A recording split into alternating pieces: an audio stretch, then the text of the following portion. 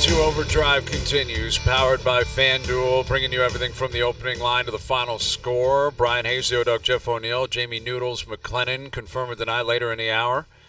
Rory McIlroy on why he loves to play the RBC Canadian Open. We'll get to that a little bit later on as well. And Mike Johnson coming up here in a moment. The Leafs are back in action with Minnesota in town tomorrow. Bill Guerin will join us in an hour. Bill's the GM of the Wild and the American team for the Four Nations face-off. So we'll get into a number of things with Bill, right? Including two of his goalies are Hellebuck and Ottinger within his division. Who does he want to see play? What does he want to see happen? Didn't Ottinger come out and say, I want to start? I think Ottinger had that comment last week. I was like, I love that. Why not? Of course. It's a great competition. Yeah, it's a healthy competition. I would think that Hellebuck would have the inside track. I mean, they're pretty deep on the U.S. side. I mean, how would it work in a short tournament, though? Is it like you kind of Hellebuck would be like, if there's only, what is there, 4 games max? Yeah. I'm playing all 4. Sorry, pal. Well, or you give the other guy one game. If it doesn't go well, that's the thing. What if it doesn't go well? That's like you have the luxury to go. Okay, it's not like you're going from a 1 to a 2 to a 3. Like these are all star number 1, especially on the U.S. side. These are legit like number 1 goaltenders. So well, Hayes, you were in Toronto and Cujo was kind of the starter, and Pat Quinn like switched him, I think, didn't he? And went to Marty. Yeah, went to Marty Brodeur, and I think that was like the beginning of the end for Cujo here. Didn't go well. Yeah. That I've never heard him speak. I don't recall him speaking publicly on it. I don't know if he has. I'm sure he did, but I don't recall. But it wasn't long after that he was like, I'm taking my talents to Detroit, right? He was out of there. I don't think he was happy with Pat Quinn. But Pat Quinn did what he had to do. I think Cujo, if he keeps playing, they probably still win gold. Like I think he would have been fine. But remember in Salt Lake, they lost that first game, I think, to Sweden. I think they lost badly. Like, didn't they lose 5-1 or something? Like I think they got beat up pretty bad. And Brodeur ended up going in, and he did what he did. Yeah. And he played great, and he won. And same thing with Luongo in 2010, I believe, where Luongo was supposed to be the number 1, and eventually they went to Brodeur, and Brodeur was the guy. Yeah. Like, that was 8 years apart. And Brodeur won his first cup in 95. Like, think about how long that guy was like a number 1 big game, you got to play him goaltender. Legacy guy, though. Crazy. I mean, it is crazy how, like you said, when you thought of Canadian goaltending, you thought of you thought of Brodeur. Like, you go to Cujo. Like, it is a different scenario now, although there's cup winners. It's Binnington, it's Hill. Now, Montembeault, I was asked about it today. It's in Montreal. Would he get a sniff? I don't know. I think they'd rather that Dobish kid be Canadian right now. Get him in there playing at the Bell Center. Yeah, he's a nice goalie. It's a great story, though. It's a great story, but wait until the league figures you out. I still want to see what he is once once you kind of break through and realize you're an everyday player. Well, they got Winnipeg in town tonight at the Bell Center. It's Jets, Habs tonight, and that's not going to be easy. That will not be easy when Winnipeg rolls through town. Now, who's scheduled to start? Is it Monty or is it Dobie? I would assume it's Montembeault, but I don't know. It is Montembeault. Yeah, I think he's going tonight because they haven't played for a couple of days. Yeah. And Montembeault's going tonight. Anyway, here's Mike Johnson, our TSN hockey analyst, joining us here on the Maple Toyota Hotline. What's happening, Johnny? It is Montembeault, the starter. I am sitting here above the Bell Center ice in Montreal, checking it out. So, yes, it is you prep these games, Noodles knows what it's like, and you just look at Winnipeg's numbers, and they are so good. It's across the board, everything. They're just really, really dominant. And then you factor in the special teams where their power play is such a difference maker for them that it makes it a tough matchup for anybody. Yeah, Johnny. Before we get into the hard-hitting questions, I've got one question for you. Now, you said you're above the ice right now, probably in the box where you're going to call the game, correct? Yeah. Okay, correct. So why are you not allowed the hot dogs in there? Because I don't know if you've ever heard the story where we, as OverDrive, we went there and O asked me for a hot dog, and I had to go down there, and I had to sneak it in my inside pocket of my coat, and then I handed it to O, and O goes, where's the mustard? Where's the ketchup? And I said, God. Well, I'm not going to put that in the inside of my coat. Is there a story of why you can't bring him from the media room into the press box? I'm assuming it's because somebody on someday threw one. It's got to be the only reason, right? I mean, I don't know. Hot dogs would travel densely like a football. It's not like it's popcorn you're flicking on people. So, but isn't that just like, let me garnish it up with maybe some onions on there. Come on, grab a paper towel or something. I don't know. Imagine being bent out of shape. That is amazing. As good as those hot dogs are, I'm sorry, you give a hot dog with nothing on it, it ain't good. It's disgusting. No. Yeah, it's got to be more to it than that. But the guy smuggled it in. He risked maybe a lifetime ban. Dude, It was A+ effort, but then you're looking like, I'll get a packet. I'll hunt for a packet somewhere, and I'll sneak the packet in along. Go all the way. Yeah. The packet's a play, yes. You could put a couple of ketchups in your pocket, yes. That would make more sense than garnishing it before, but that would be full service by Noodles, nothing else. Yeah. I was trying to be a good teammate, and I felt like they were watching me anyways, because you go to walk out there, like they know something's up, because I ordered a hot dog, and then I put it, I palmed it and then walked it out of there. Yeah. I felt like eyes were on me anyways. If I ask for packets of ketchup, they're going to be like, what are you doing here? So I just put it on the inside. I had a Hugo Boss coat on. I put a hot dog inside the pocket of it for this guy, and then I get the complaint. Oh, yeah. That was the thing. And he would have sued you. If he got caught eating it, he'd say, well, that guy brought it to me. I don't know. Go talk to him. He told me it's okay. Yeah, it's just a complete sewer job. Complete sewer job.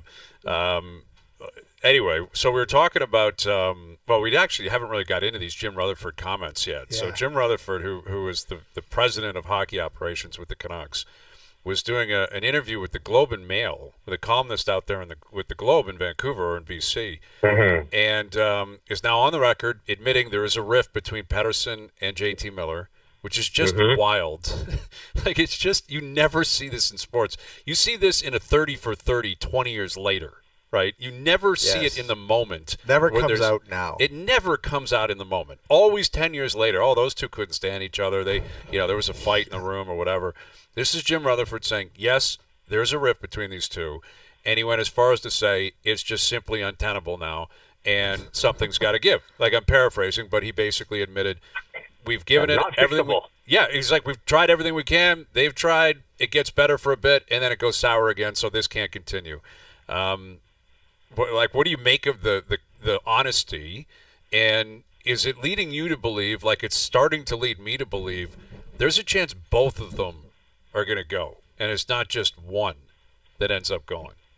So first of all, I think we should always, give credit for an honest assessment of what's going on and not just doing a smoke screen. So, I don't want to criticize him. Now, I think when it is so widely rumored / accepted as some degree of truth that there is some issue between those two players. He's not, dropping a bomb on people. People sort of assume that's the case already. Then he's willing to say it. I think the entire league would know what's going on, so it's not like he's making his trade any more difficult by putting that out there, and all of a sudden it's a harder deal to make. So in that sense, I guess it makes sense that he would do that. It just is, again, it's a reminder of, it's just so rare that a personality problem, some capacity, and we don't know still exactly the genesis of it, would be so significant that they can't exist together. I know how tight teams are, and I get it. I've played on them for 20 years. But, you don't have to, Mo and I are not great friends. We don't have to be around each other that much away from, specifically at the rink.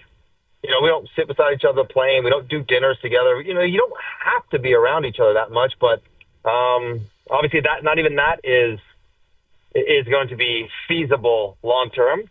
So I don't know about both though. Is the difficulty in trading one guy is one thing, but you try to pull two off and you've already sort of accepting maybe not great value on one or the other. That would be my issue. Trying to pull two trades off around the league of that magnitude would be hard to do. Why would you make the comment though, Johnny? Wouldn't that kind of let teams know that if you kind of have the stance, whether it's true or not, like everything's great, we're just trying to focus on hockey, that might make teams kind of pick around a little more. Doesn't it kind of show a position of weakness when you say that this is just not fixable? I would imagine, that everyone around the league in the front offices, if you're at all considering a trade for Miller or Pettersson, you're obviously going in to do your due diligence and find out what the heck's going on there. And so by saying it out loud, sure, you and I may know concretely now it's an issue, but anyone who they're dealing with would already know. I don't think he's telling any news to the teams around the NHL, because if you're trading for either one of these guys, and we talked about it in the last couple of weeks, you would want to know what is going on, why these guys can't coexist. So I don't think he's hurting his bargaining position at all, because teams would already know this. Well, and you got to add in, and this is a sensitive topic, but JT Miller left the team for a month. So if you're trading for that asset, you're going to have to know 100% what was behind that, and if that is something that could crop up. Might have to leave again. Exactly, that could crop up in the future. Like, it's not like he's a 22-year-old player. He's 31, coming 32 in March. So, and this is a guy who is, I wouldn't say well-traveled, but now it's Tampa, it's the Rangers, it's Vancouver, and if he moves on there, there's a bit of a pattern. He's a hell of a player, but you do have to do your due diligence and go, okay, if he couldn't make it work in Vancouver, and why did he have to leave? There might be a correlation with all of this, and respectfully, you have to find that out if you're trading for him, because he's got lots of term left as well. Yeah, and you're presumably going to trade for him because you want him to be good this year. And let's say it's something not sort of salacious. It's like, maybe it's a tragedy. Maybe he's got a sibling who was sick. You would need to know that. If he might have to take time away again, you would need to know that. And so, I don't think this is news to the league, even though it's confirmation to what everyone was widely reporting it on. And guys, can we re-rack the tape for Pettersson and Miller when it first broke? Remember when they're like, we're totally good. We can bring it out here. We can do these together. And everyone's like, I'm not buying that. What else can you say? But I'm not really buying that. And now, I guess, again, confirmation that was not entirely truthful. Yeah, and I understand how complicated it is to make any deal. That said, the Rantanen deal came out of nowhere, and trades can happen. And if you have good players out there, teams are going to want them. My thought is on the two of them is if it's difficult to separate who the actual issue is, the instigator was. If I'm an owner, I'm so mad at both of them. They've sewered my season. I've paid these guys a fortune. And I'm looking more at Pettersson than anything else. Miller, you're going to move on from whatever. He's older. He doesn't, reading the tea leaves, it doesn't look like he's ecstatic with the way things are going. If I'm an owner in Vancouver, I'm looking at Elias Pettersson, and I'm demanding an explanation. And if I don't like it, I might fly off the handle. Say, get rid of this guy. I don't want him. I paid this guy a fortune, and look how he's repaid me. Something similar might have happened, Brian, already.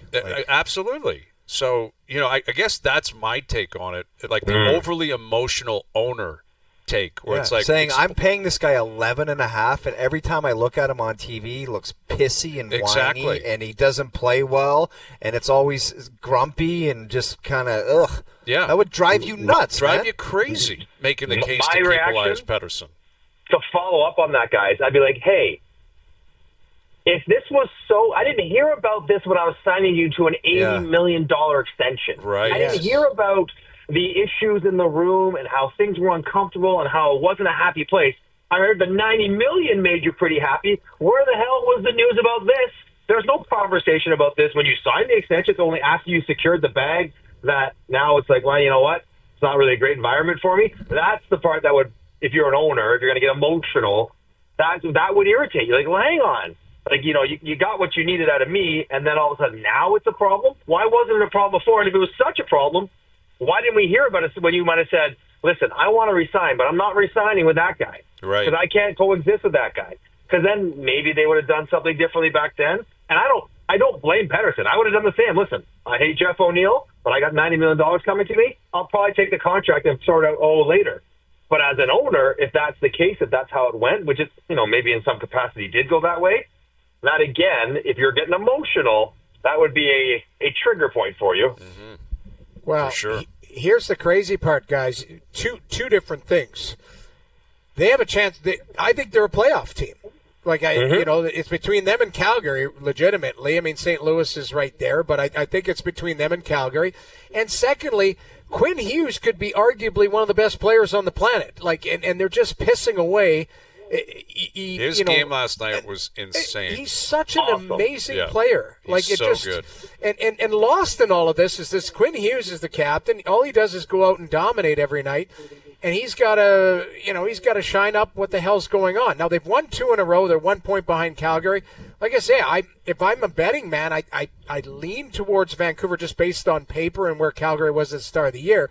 Now, I think Dustin Wolf and all of there's great stories. Mackenzie Weegar, all these guys have had great seasons for Calgary.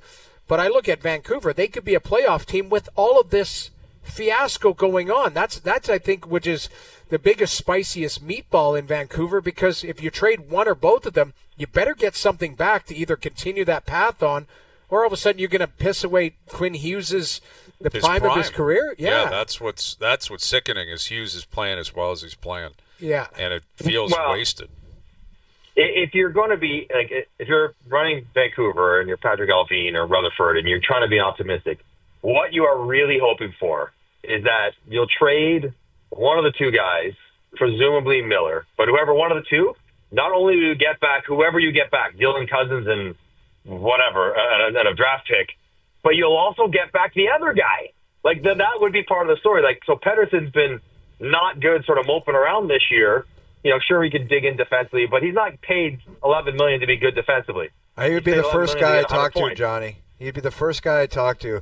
Miller goes out the door, I'd call him up, and I'd be like, okay, he's gone. You better start providing what you're worth, or I'm going to go nuts. You better bring it like you can't even imagine. But that would be the hope, that you're getting the other guy back as well, sort of addition by subtraction because of the friction in the room. Yep.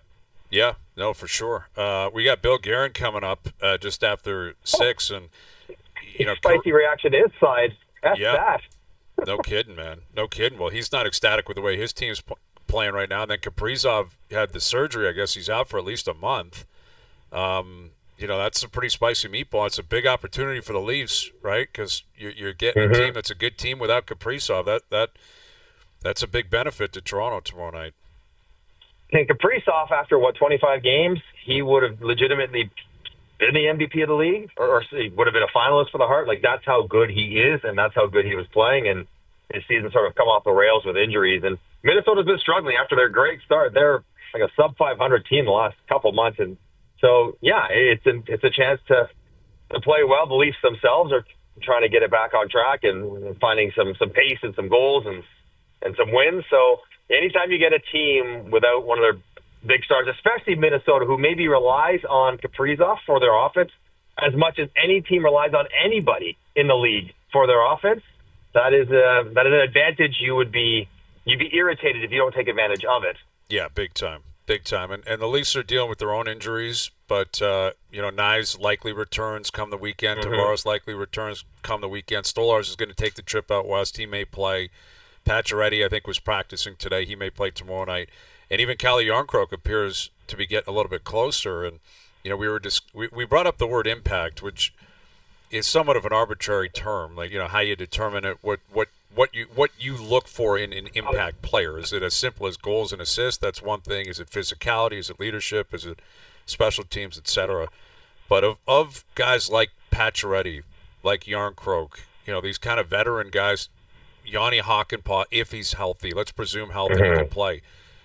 Would they represent impact for you? Like, if you're mocking out this lineup for Game 1 of the playoffs, which of those guys do you think could have the biggest impact on them actually winning a series? I don't want to be dismissive. I don't see a situation where it would be likely that any of them would have a significant impact.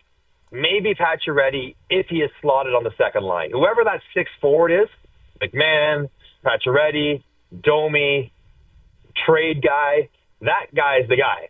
Because of the opportunity, because of who we'd be playing with, because of the role he's going to have to be played.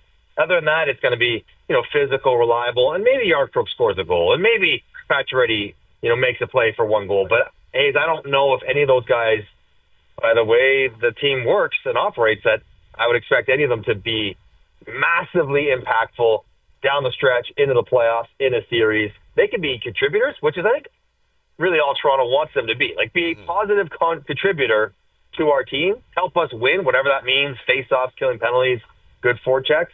But I just haven't seen much from any of those guys that would suggest that, to expect something more might be hopeful. Right.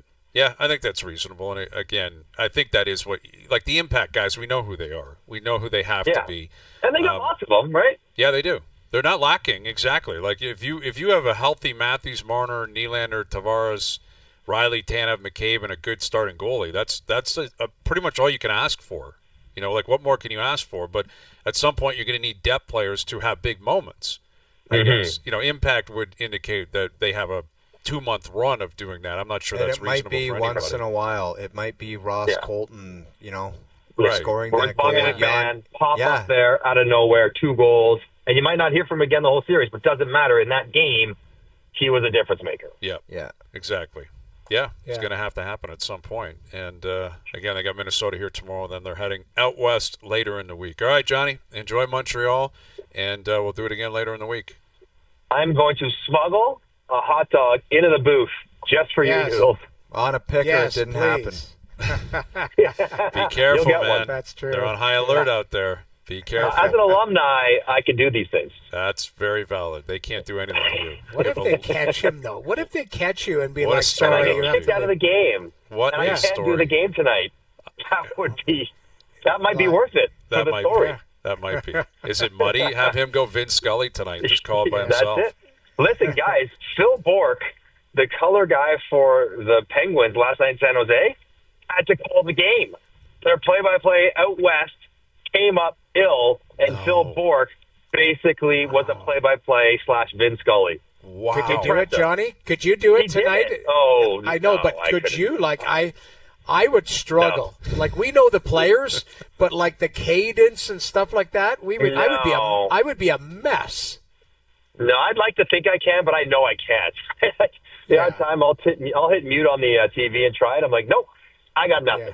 I am not capable. Wow. No, shout out to Phil Bourque. Such a hard job. That's so tough. That is it's crazy that he pulled it off. I can't believe he did that. I didn't hear about that story because I knew they lost. I want to listen to it. Like, is it boom goes the dynamite, or is he pretty good? No, like, that's the thing. He knows what he's doing.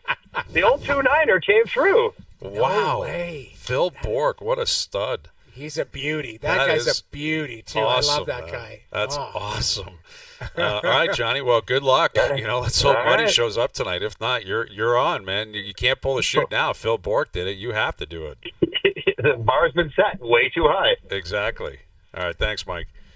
There he is. Mike Johnson joining us here on the Maple Toyota Hotline. Count on Maple Toyota for the right winter tire package for your Toyota. Trade in your old tires, buy a new set, and get $40 back. Visit mapletoyota.com. That would be terrifying. Didn't we try and do it on air one time, the three of us? Didn't we? Yes. We tried to do it. And it was awful. Awful. Yeah. And we actually, what we tried to do was Sports Center. We tried to do a Sports Center highlight reel. Remember, we had Kara, I think, come in, and Kara did it with us. I wasn't on that show. I could do that. Like, I feel like I could do that. Like, I don't think you could, man. I think it's tougher than you think. Believe me, I sit beside them. I wouldn't say that I would be great at it, but I feel like I could do it. You'd have to work at it. But watching them work every night when I worked with them, it's brilliant. Sarah David, they're brilliant at it. Mark Rowe, all of them are great. Give us a teleprompter and a highlight pack on Thursday, okay? Okay. And we'll see who can just read off the prompter. Obviously, it's going to be a piece of paper. Mm-hmm. And just a random NBA highlight or got to be something. And then we'll do a Jay at the end of Jay's show. You always got that you blew it. Mm-hmm. You can hand out like you blew it. You butchered this. You did that. Like there would be ugly. There'd be a lot of three of us. And play-by-play would be way worse because play-by-play just goes. Like you have no idea what's coming. There's no preparation for the play. You don't know what's going to happen. No. And that's sickening, man. That is a sickening feeling for Phil Bourque. I can't believe he didn't say you got to just pick up the other feed, pick up the Sharks feed. Call them up and see if you can take that. You're sitting there. You might as well try. Yeah. I don't know. Like I say, there's no chance I could do. If Thursday night so Gord awkward. just goes south, I would be up there. I'd be waiting for I need to see it. We got to get some snippets. Is Okay. there any out there? Look for some Phil Bork. Yeah, that would be my fear. Exact. Garth Algar. It'd be Garth Algar, right? Like I'm having a good time. Not. No, I think you start talking, but I just following the play. Coach. Like I think what you do is you if it goes to say it's Washington the game on Thursday, like if you over to Prodish. Back to, and you're looking, okay, that's Sandin, but you're late already because it's gone from Sandin over to Carlson. You go over to Washington back to the point. Shot, like you would have to be general. There's no way general. You could be picking players out. Very general. Crazy. Very general. And what would be crazy is people would be flipping it on, not knowing the backstory. Right? This guy stinks. Like, who's this guy? What the hell's he talking about? This is awful. It would be. Turns out it's Phil Bork. All right, confirm and deny coming up, and Bill Guerin will join us just after 6 o'clock. Overdrive continues, TSN 1050 and on TSN 4. I can neither confirm or deny that this is in fact a segment. Austin trades Andrew Raycroft to Toronto in exchange for the rights to Tuukka Rask. It's been my honor and a privilege to serve as the general manager of the Toronto Maple Leafs Hockey Club. It's time for Confirm or Deny. Do you regret giving all those gentlemen the no trades or no movement clauses? Well, I can neither confirm or deny that. I can't confirm or deny. All right, confirm or deny, brought to you by DMX1 Step 2.0. So incredible, that intro, every time. I can't stop laughing. It's so stupid, but it's so great. A privilege and an honor to be the GM. He said that, too. Like, he said that, that's right? the real Fergie, that one. And even Jerry and that's started. Duthie. That's Duthie saying, do you regret giving all of those gentlemen no movement, no trade clauses? Or Jerry saying, Tuukka Rask. That's the start. That I know, Razors, your boy. We all love Andrew Raycroft. Yes. Awesome guy. We love having him on. For it to start with that trade, Andrew Raycroft for Tuukka Rask, it's just tough. It stings. Confirmed tonight, brought to you by DMX1 Step 2.0, the high-performance flooring underlayment that makes your vinyl or laminate floors warm, comfortable, and mold-free. DMX1 Step 2.0, no mold, no cold. All right, statements are made. We confirm them or we deny them. Confirm and deny, Chris Tanev should be the replacement for Alex Pietrangelo at the Four Nations face-off. I'm going to do a hybrid confirm, okay? It's Chris Tanev or Mackenzie Weegar. It's one of the two. Mm-hmm.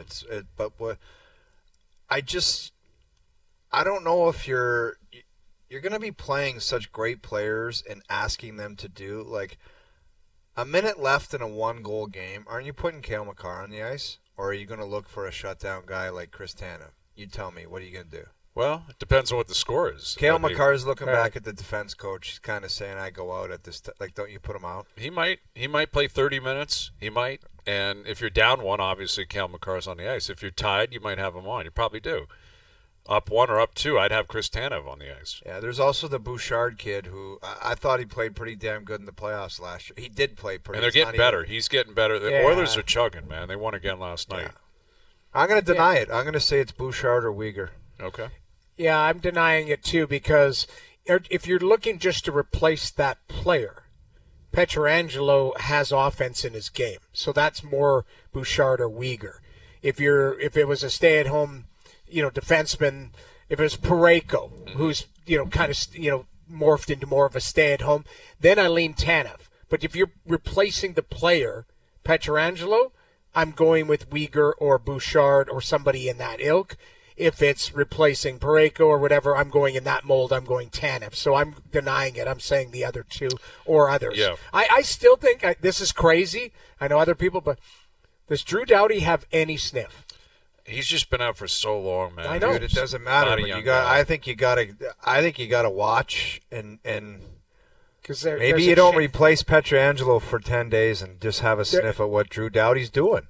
There's a chance, apparently, that he will get 3 to 5 games in before the break. I don't know if that's true or not. They got 2 weeks to figure this out. Right. 2 weeks. But if he hits the ground, like Drew Doughty seems to me like a guy who could not train all summer, pick up a stick, and just play 30 minutes. Like, that's just how. Now, coming off of that injury, we all saw it in the preseason, high ankle sprain, whatever. It was ugly, but it's Drew Doughty. Like, I want to give him. Compelling. It'd be very interesting to see him there. I don't know if he'd want to be there. Yeah. He's not a young guy. He's won before. He's done it all. Petrangelo's not going. I could see. I don't want to speak for him, but I wouldn't be surprised if he was like, hey, let me just get going here. Like LA is a good team. They're a playoff team. I will confirm it because you're right that Pietrangelo represents something different. I also think aren't we talking about the 7th or 8th defenseman now? Like, whoever they take will not likely step right into where Pietrangelo was playing. Right. Does Sanheim move in now and Parayko move in? Like, are we talking about whoever the replacement is the guy that actually won't dress? But they have offense. Makar can supply it, and Morrissey can supply it. I think Theodore can supply it. They obviously have forwards that can supply it. I think the way Tanev is playing and defending and the way he can play with great players, I'd be intrigued by that if I was Canada. But it is an opportunity to make up for. Listen, Bouchard played himself off. Let's clarify this. Evan Bouchard was awful at the start of the year based on his standards. He didn't play very well. But the way he played last year, it seemed like a lock this guy was going to be on it. And they're playing well now, and he's a really good player, man. Yeah, he's on his game. He's a really good hard player. not to look hard at him, but he has for sure. Edmonton's now like creeped up. What are they? A couple points back from. They're right on the tails of Vegas East. now. Yeah, they're top in the West. Like that's right.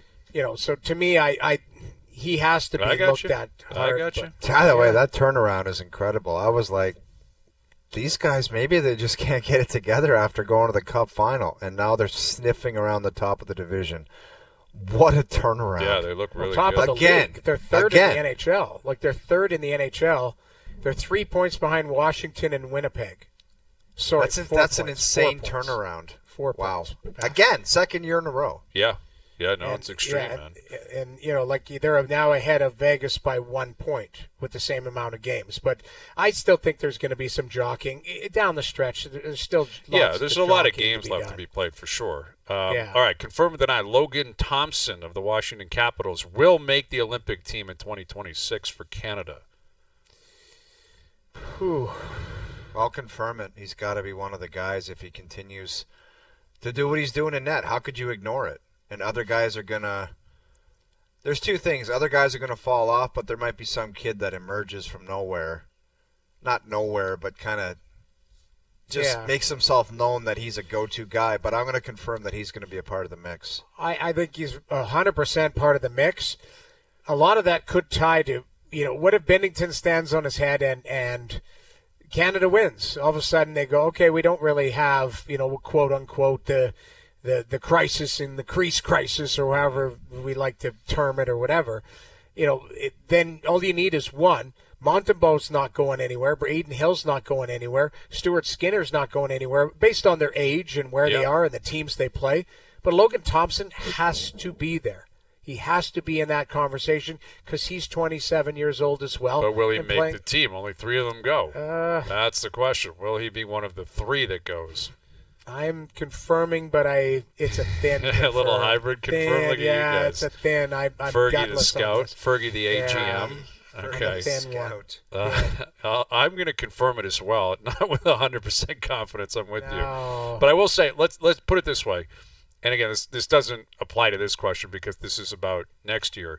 If they were announcing the Four Nations face-off team tonight, Logan Thompson's on that team. I think Logan Thompson's on that team.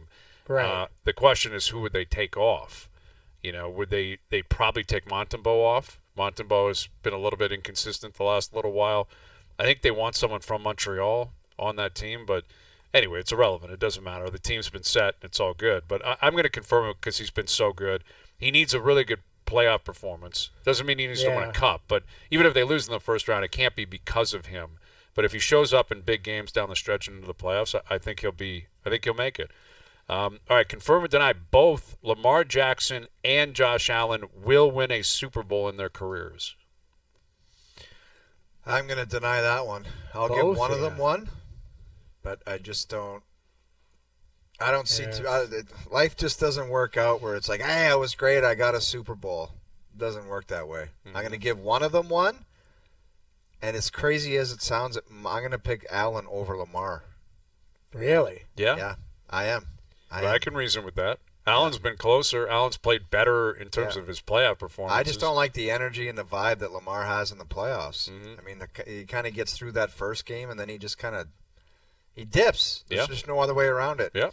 But who knows? But I'm just going to say one of them, so it's a deny for me. Yeah. Yeah. Okay. I'm denying it because you said Mahomes is, 29? 29 years old. Now, he can't win every – I thought of an analogy last night. Because I've been saying all year, I can't win every year. He's not, and then here he is again in the Super Bowl. We probably said the same thing about like Federer and Nadal and Djokovic. It's like, well, they can't win forever, and they just did.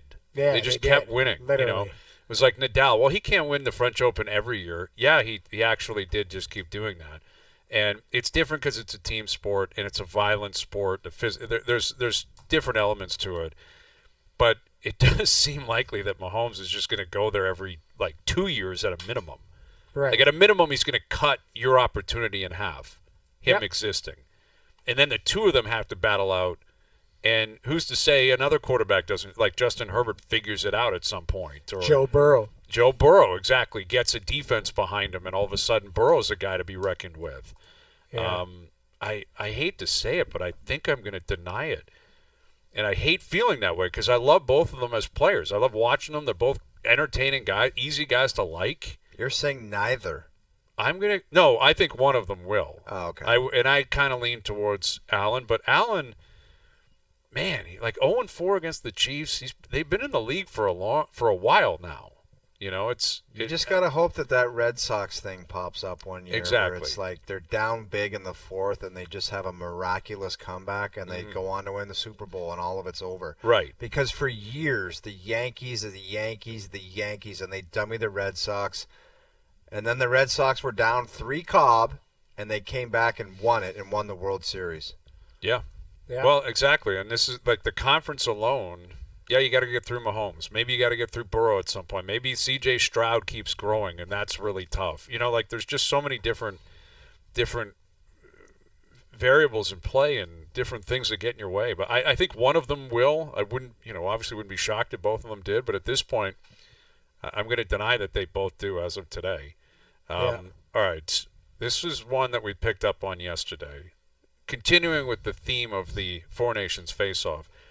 Confirm or deny Alex Pietrangelo will be on Canada at the Olympic Games in 2026. 100% on the team next year. Confirm. Okay. He's a great player. I'll confirm it too. I think. I don't think this is the Nick Suzuki situation where they're going to be like, I can't believe you're doing this. But it's stranger. I literally want to go Fergie on this one, but I'm going to have to go confirm. I'm kind of like a hybrid, but I'm not going to do Fergie again. Okay. It's Alex Pietrangelo.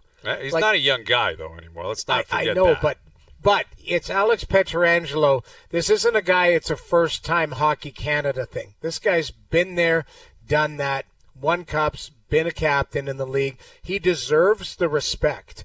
And if Hockey Canada, I said this yesterday, is too petty and they're going to play the petty game and, you didn't do this, so we're not going to, then shame on you because you're trying to win games. You're not trying to win a popularity contest or whatever, or the inclusion contest. What you're trying to do is win gold medals and win these things. So if they're holding a grudge, then they're idiots. That's what I would say. So They are. I mean, for sure. But you could understand why there would be a grudge here if they're fully committed to this tournament. Of course, they want to win it. Obviously, you want to win. Right. But, they've extended him the invite. He's decided not to go. He's still playing for Vegas. Hurt. Yeah, well, yeah. He's playing injured. That's the thing. He's 24 minutes the other night. It's still, you know what? You were looking at him yesterday. He had a bad attitude, that Hayes. You were looking. I think I'm calling it straight, man. I think I'm a straight shooter on this. You had a bad attitude. He was irrational, too. I'm concerned. I'm concerned about the attitude of all the players. So you're denying it? You're denying that I'm going to deny it from a standpoint of he'll be 36 as well, right? You still got to earn your spot on Canada. There's no guarantees. And obviously there were examples. Like in 2010, Pronger was there, Niedermeyer was there. They would have been over 35, I think, at that point. So it's not an impossibility. But maybe Drew Doughty's back in the fold, right? Hopefully he is and healthy. And it's like, do you pick one? Do you pick both? Maybe he's competing with Doughty. Maybe they take Doughty. And maybe he's not a part of this, and they play really well without him. And they go, well, we've got other guys who have replaced you or are in a better position. Or, again, it's possible they're not going to be happy about this. I don't know if they will or they won't be, but it's not an impossibility for them to say, okay, Vegas is a higher priority, no problem, we're moving on.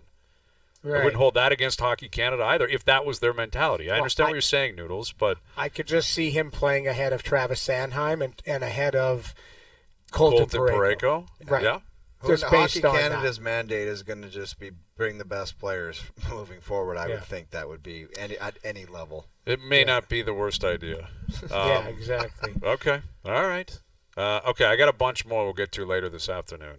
All right? I've got a couple of other confirm or deny still waiting for you guys. So we'll get to confirm or deny after dark coming up. We got Bill Guerin will join us. Confirm or deny was brought to you by DMX 1 Step 2.0, the high-performance flooring underlayment that makes your vinyl or laminate floors warm, comfortable, and mold-free. DMX 1 Step 2.0, no mold, no cold. We'll hear from Rory McIlroy on why he loves playing at the RBC Canadian Open. And we'll catch up with Bill Guerin, and we've got our best bet still to come as well. Overdrive continues, TSN 1050 and on the TSN app. All right, Al's brother is back in the fold, and we sent him out somewhere in the city with a pair of Leaf tickets. You have to guess where he's hiding for your chance to win them. Are you guys ready to place eyes on Al's brother? Hey, Overdrive fans, happy Tuesday to you. Here to get you one step closer to finding out where is Al's brother and landing yourself a pair of tickets to the Leafs and Canes game on February 22nd. Now, I was a little under the weather yesterday, but I'm ready to head down to the rink. I personally have not skated here, but I've got it on pretty good intel that the walk to the dressing room is a pretty lengthy one, and there's a distinct smell associated with this arena. Okay, I think I know where he is. Tune in tomorrow for another clue, and the first caller through on Friday with the correct location wins a pair of tickets to see Leafs Hurricanes on February 22nd. Find Al's brother, brought to you by McAlpine Ford in Aurora, our family, the Ford family, and you. Full details at tsn1050.ca. Looks like $1 million. I don't see any illness there from Al's brother. Tiny bit pale, not going to lie. Little bit, I guess. I did contact him yesterday. He finally got back to me. He said he was not feeling great, but it's good to see he's back in good spirits.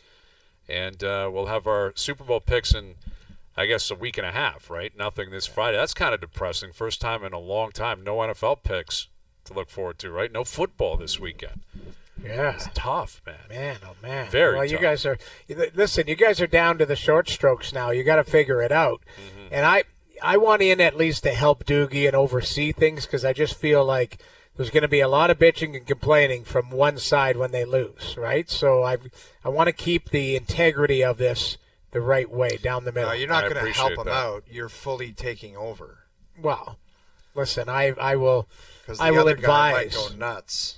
Well, you need to confirm this as an innocent bystander, someone objective. Yes. These two complain more than anybody on earth. There is a lot of complaining. Not remarkably aggravating to hear these two idiots complain constantly. I think it's. I'm not trying to be goofy, Hayes. I think it's a pro athlete mentality where it's like if you're not complaining, you're not trying, and if you're not trying, you're not trying to win. Oh, really? You know what I mean? So Al's brother and I being good sportsmen? No, it's like you guys just like brush it off, and you're like the loser mentality is who cares? See you tomorrow. We don't do that. I'm serious. Like there's a pro athlete mentality to it where it's like there's an old saying: if you're not cheating, you're not trying, and we grasp at straws. Like we'll go down fighting at every last turn. It's an old saying in Tennessee, maybe Texas, LaSalle, Ontario. I'm sure there's it's said here in Toronto that if you're not complaining, you're not a pro athlete. That's right. What a statement. Those two complain a lot, but there is a competitive nature to them. And I think the ones who complain the most, it's Al's brother and it's Luke. Yeah, of course. Those two go at it. And Al's brother complains a lot, and he's more fiery in there. He's just a backhanded comment. Although Al's brother complains about the referee calls, and it's like, what's the sense? They're not going to reverse the call because Al's brother is sitting on his couch. Our group chat is going to lead to somehow the universe reversing and everything going our way.